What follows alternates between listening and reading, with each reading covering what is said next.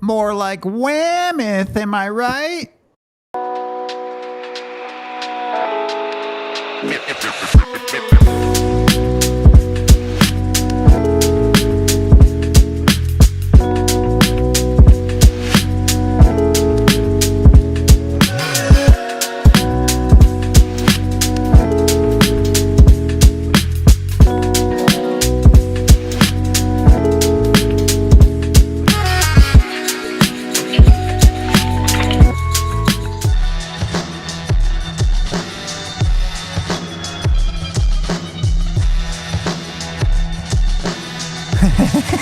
Welcome in to the DNVR Avalanche pregame show.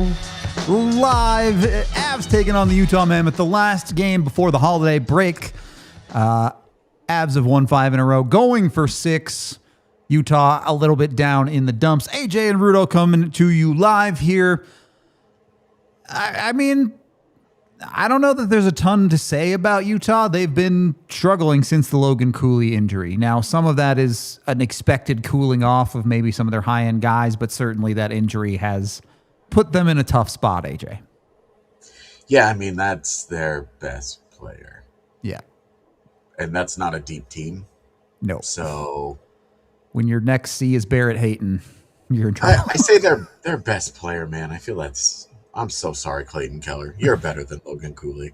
For now. But we've seen how hard it is for teams to build when their best forward is a wing. Yeah.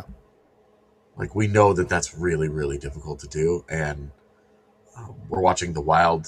They've got 2 fantastic wings on their first line, and it's still really hard to do. Utah doesn't. I know you're sorry to Clayton Keller, but I'll dunk on him a little bit. How many teams in the NHL is he the best player on? Not many. I don't know. I'd actually have to sit down and look. Sure. There'd be a couple, but is it more than 4?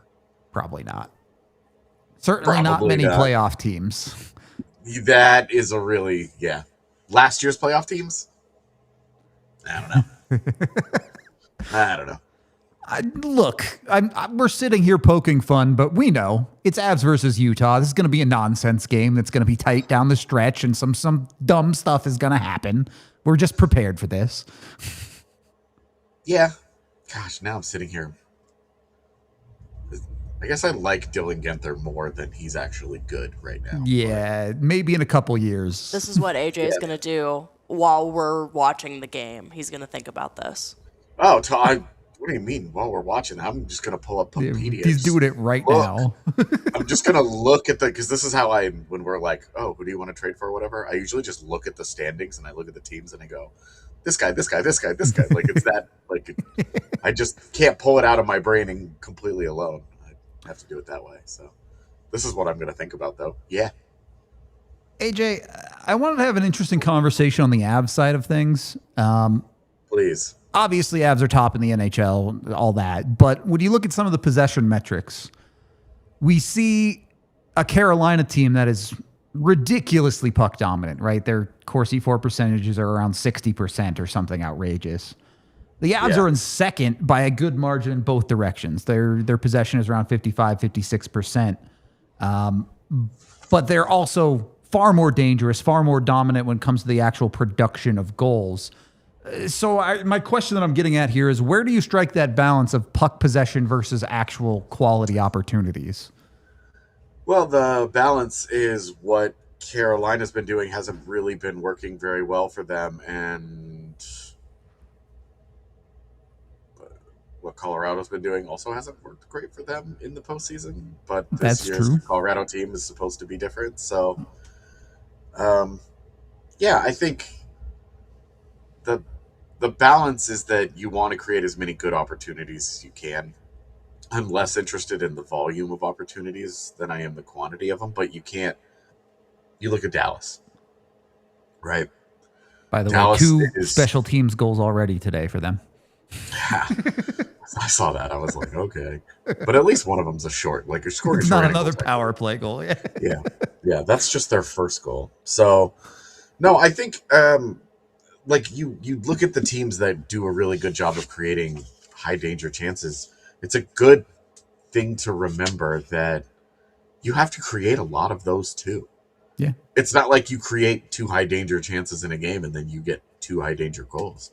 You know how many times when I'm running through numbers, writing studs and duds after a game that I go, oh, wow, this team created 14 high danger chances and got 5 of them on net.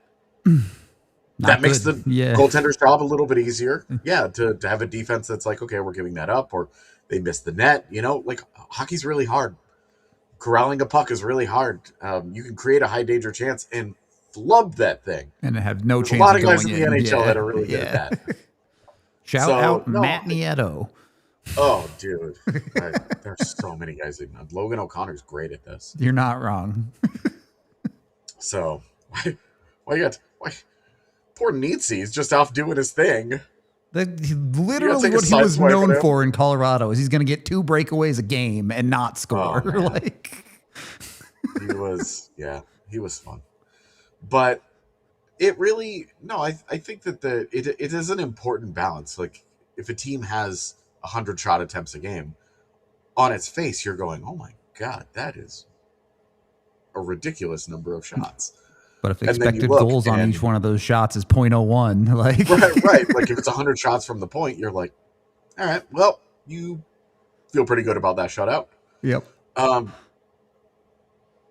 The thing, I guess, unless Georgiev is in net, probably dominated. You say I'm firing off strays, all right? All right, you're right. I'm still mad.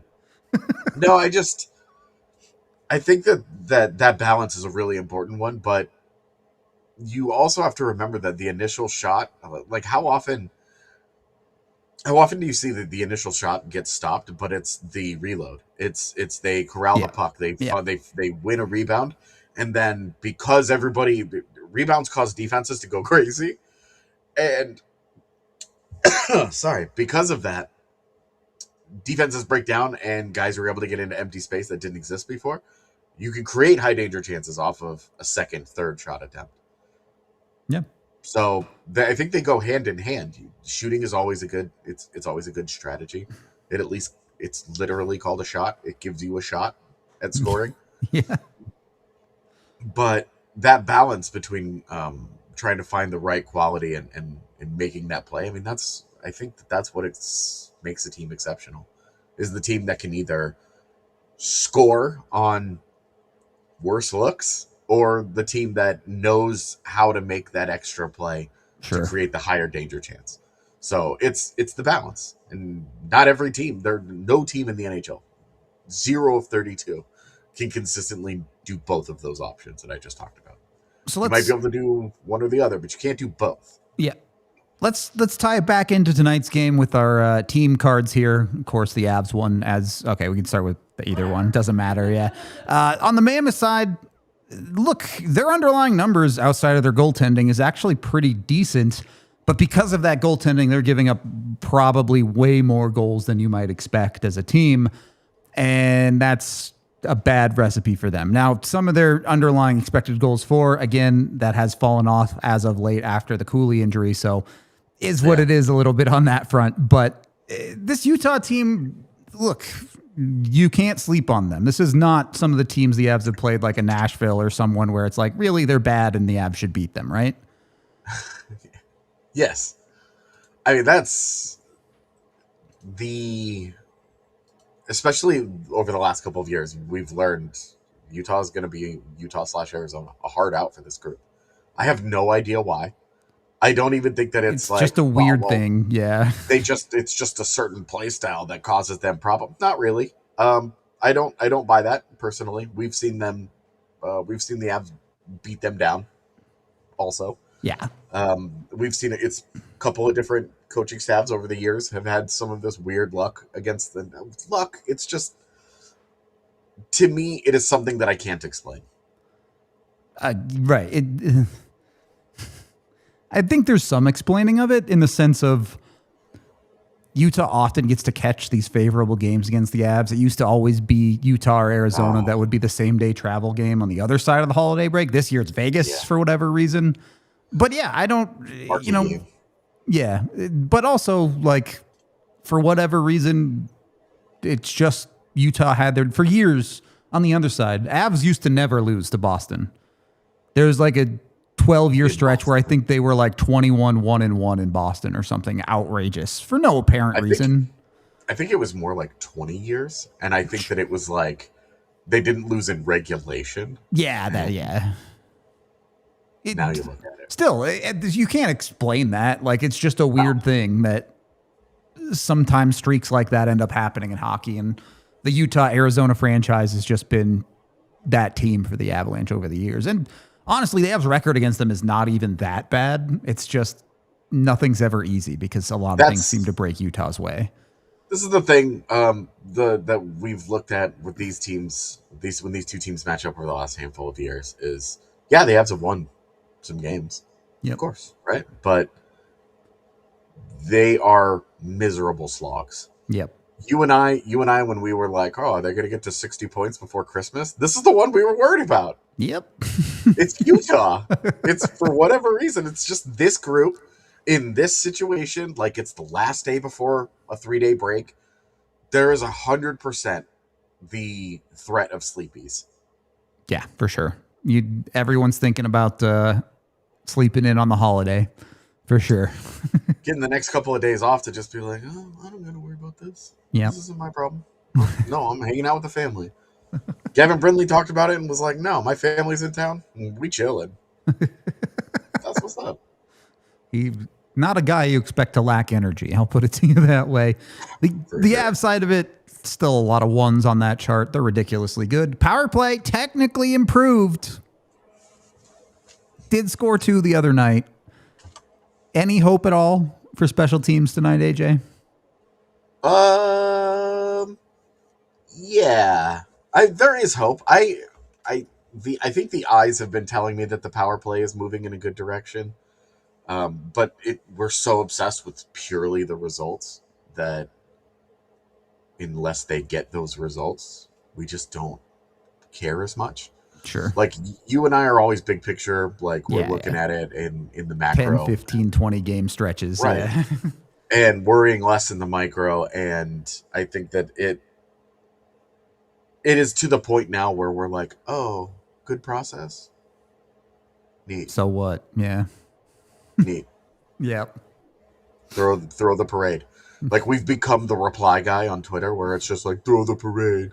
Nobody wins a cup in December. You know, like, it's like so annoying. But it really is like, I think that the process has gotten better. Okay. I've got numbers for this because I just pulled them up out of curiosity. Just from December 1st until today, because it was the easiest thing to do. Yeah. That's 10 games. That's the last 10 games for the Avs. 8-1-1, by the way. LOL. Their shot attempts per 60 on the power play is 4th in the NHL. It's pretty good. Utah's is 25th. Not so good. So, yeah, their actual shots on goal per 60 is 2nd in the NHL. Way behind Edmonton, by the way. Yeah. Way behind. This is where the problem is. Their expected goals. Go net. Yeah. Well, their expected goals per 60 drops all the way down to 11th. And then, of course, their actual goals per 60 is 21st. In the bin, yeah. Yeah. So, not great. High shooting percentages are very normal. The Avs are shooting 8.62 on the power play. It's 28th. Yeah, that's really, really bad. Yeah. 28th in the league since December 1st. So, again, we're talking about, the process, even their expected goals per 60 being like 11th, is so much better than what it was. But their scoring is 28th. So, yep, got to score. It has to go in.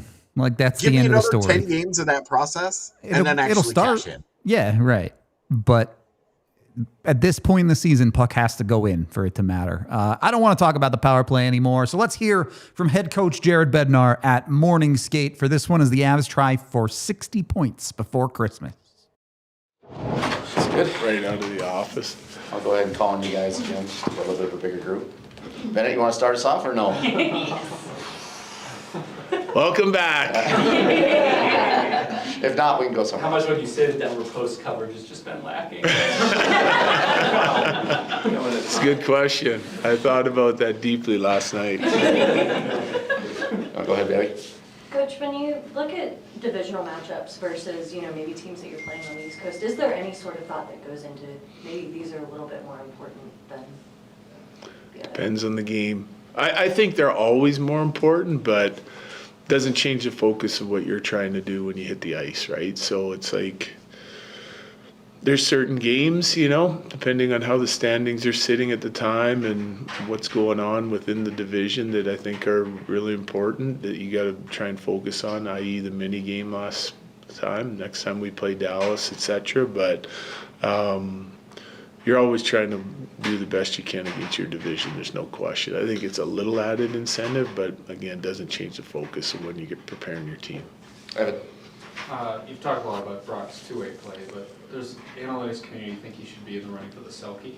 Just do you have any thoughts on that? Just Yeah, I mean, listen, I think he's certainly a good candidate. I'd have to, in order to give you my true feelings on a vote or who should be in it, I'd study analytics too, just like all the reporters do. But I mean, I just know what he does for our team. It's a lot of everything. He's involved in every aspect of the game. I think he's really good and really solid in all areas that he touches of the game. The offensive production and how dangerous he's been helping us create offense here recently is a huge step forward from what we saw last year and even earlier in this year. And I think this is more who he is and who he's been. And I think it's just, him getting comfortable in our system with his line mates, etc. The way the team's playing, I think it all has a factor.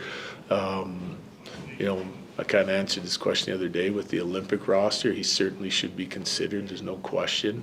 I know they have tough decisions to make as is handing out an award like that, but he's a guy that, I would look at closely for all those things. Colleen and Jesse. Just talking to Joel Kiviranta, we've talked about that third line. He played with them last season too, but he really seems to have that whole line has a good chemistry. What would you say about his game? Has it been improved from last season?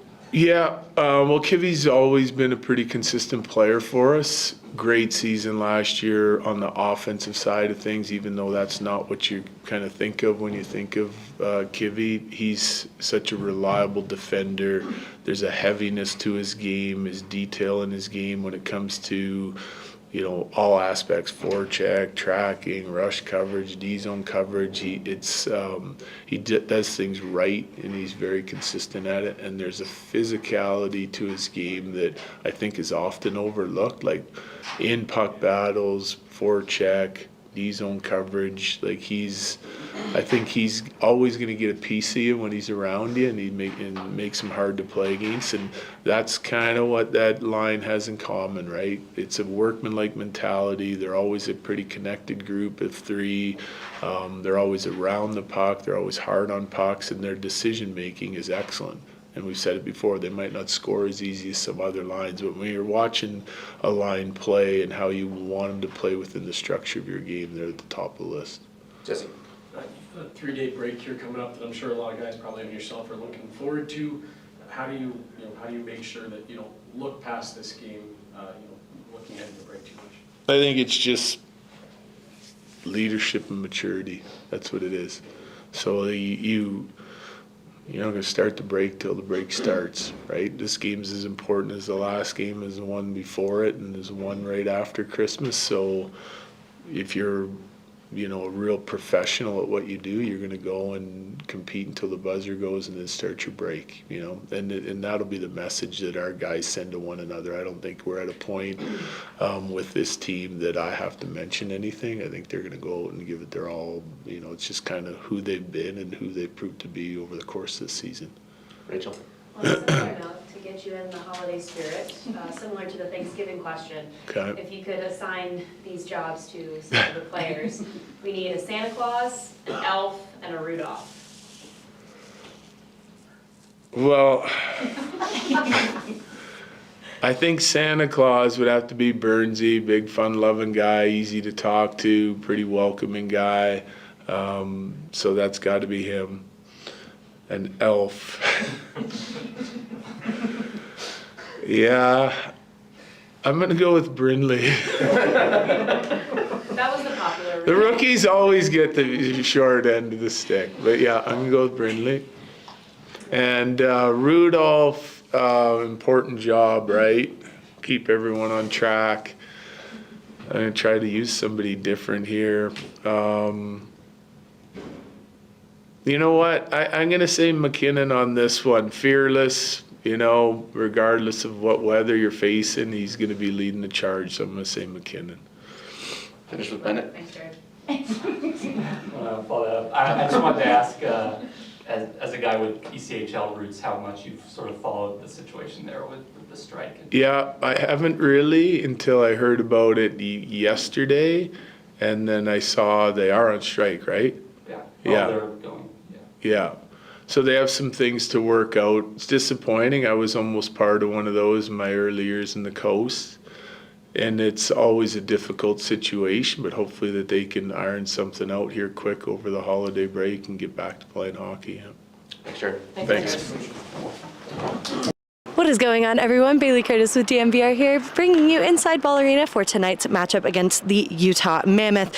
Fun one, with it being a divisional matchup. I have Brogan Houston here with Deseret News. Thank you so much for joining us. Yeah, of course. Happy to be here. So talk to me a little bit about this. Divisional matchup, obviously, these ones, as the Avs like to say, matter a little bit more. What do you think the Mammoth are kind of looking at coming into tonight? Yeah, I do think that they are important matchups, but I also think the Avalanche are so far ahead of everybody else. I don't think that that's necessarily the goal that the Mammoth are trying to reach right now. I think, they're in the second wild card spot right now, and in their ideal world, they would maybe move up to the first one, or if they could possibly catch Minnesota in that third divisional spot, I think that would be, an ideal situation for them. But I think that at this point they're just trying to get every single point that they can, and so if it's Colorado or if it's New Jersey or if it's Winnipeg or if it's New York, it doesn't matter. It's all going to be, they need the 2 points, and every point matters at this point in the season for them. Talk to me a little bit about that too, because they had a really hot start to the season. They're holding on to that wild card 2 spot. What are they doing right to earn those points? Yeah, they had a really hot start, like you said. They won 7 in a row at close to the beginning of the season, games 5 through 12 or something like that, somewhere around there. And then they kind of dropped off after that, and there was a long recession. They had a couple really, tedious losing streaks, I guess is the way to say it.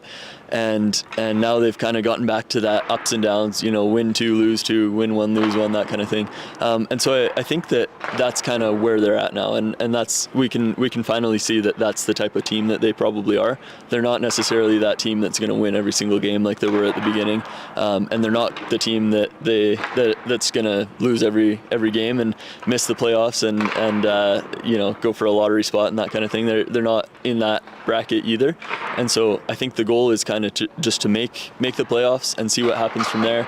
At this point in a rebuild, the best thing that you can do is give your guys the experience of playing in meaningful competitive games, and so that's what the goal has been last year. That's what it is this year, with the additional component that they want to make the playoffs this year.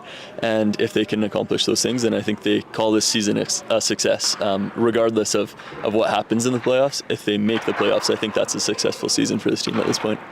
And I want to talk about the last matchup between these two teams. They managed to bring it into overtime. Utah ends up getting that leg up. Do you think that gives them a little bit of confidence heading into a matchup against a team like Colorado, knowing they can keep up with talent like that? Yeah, I think so. And if you go back to the season opener as well for Utah, I think it was Colorado's home opener, Utah's season opener.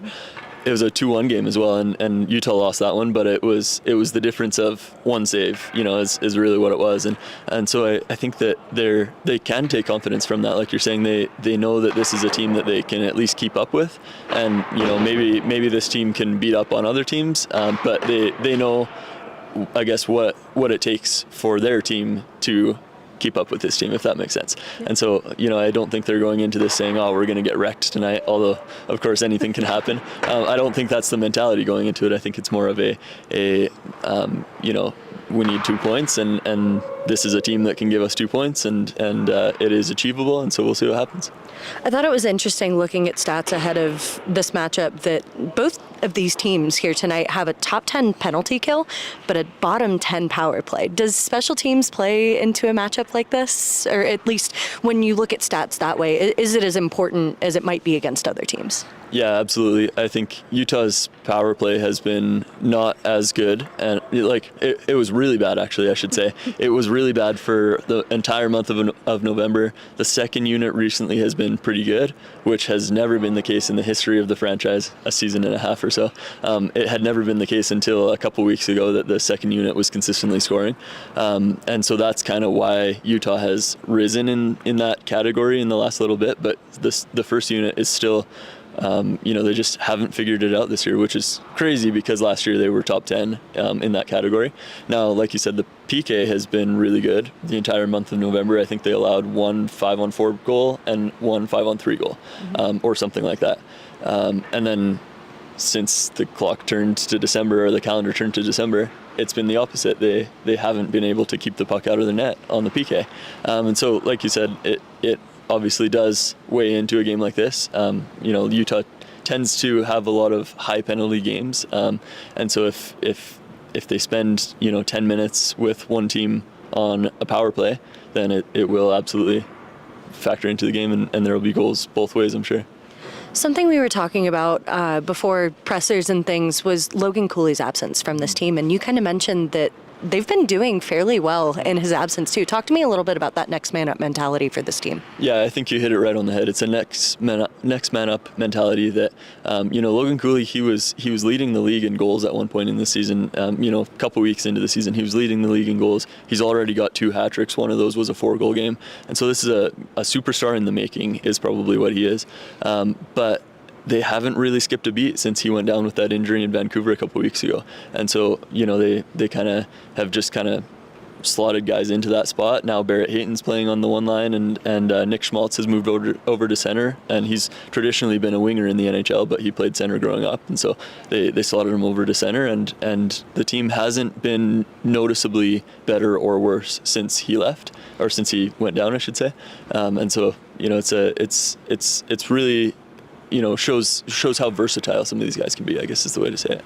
With that versatility in mind, who's a player that Colorado fans need to kind of watch out for on the other side of the ice today?